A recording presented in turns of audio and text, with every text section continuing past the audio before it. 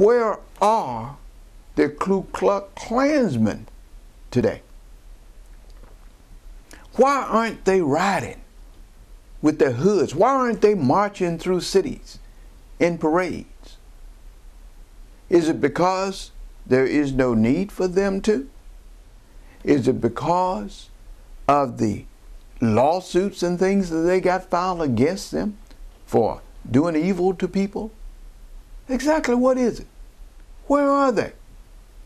Well, their dirty deeds are still being done.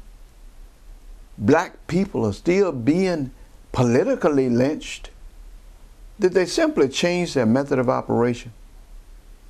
Did they change their sheets and torches for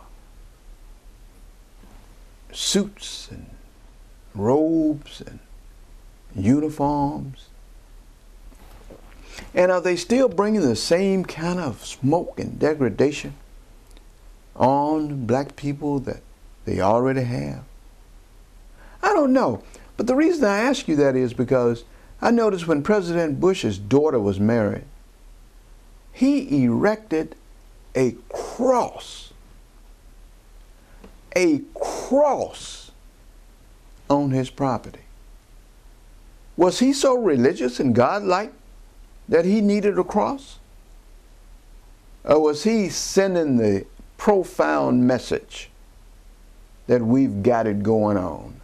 We've got it going our way, when he erected that cross on his property as a gift to his daughter for her wedding. Come on now, let's think about this. But anyhow, this man got us into 2 wars.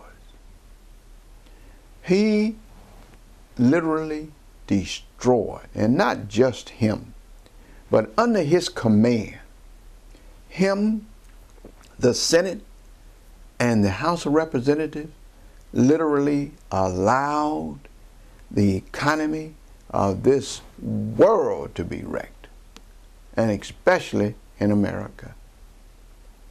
They deregulated everything and allowed jobs and resources to just simply go wherever it wanted to go. George Bush did a job on this nation, and he did a job on the world. He caused a recession for white folk long before they admitted. When George Bush was calling it a slowdown, it was in fact a recession 2 or 3 years prior to his admission about 1.5 years ago that we were into a recession. That was for white people. The recession for white people means depression for many, many black people. As a matter of fact, for the majority of black people in this nation. So George Bush has been a devastating evil. And worst of all, the worst of all of it is that this crazy populace in this nation elected George Bush a second term. Can you imagine that? Can you imagine the craziness, the fear-mongering capability these people had to fool the majority of the people in this country to re-elect George Bush a second time?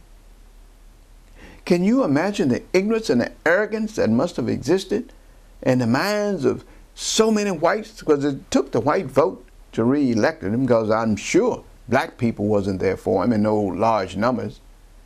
But it took some kind of a weird notion by whites that they had to keep Bush in to try to keep us blacks out or down, I would assume or believe.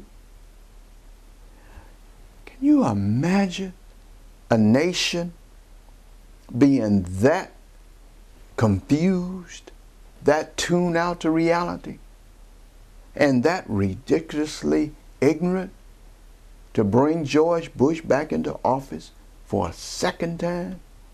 Can you imagine that?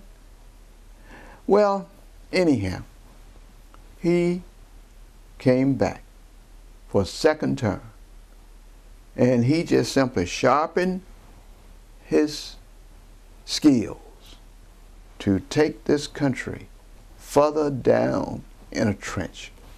I want us as black people and sensible white people too, because it seems like we've started kind of listening to each other these days. You know, when someone says something that makes sense, it appears as though Hispanic people and white people and black people all over this land are willing to listen to anybody that have something to say that is worth hearing.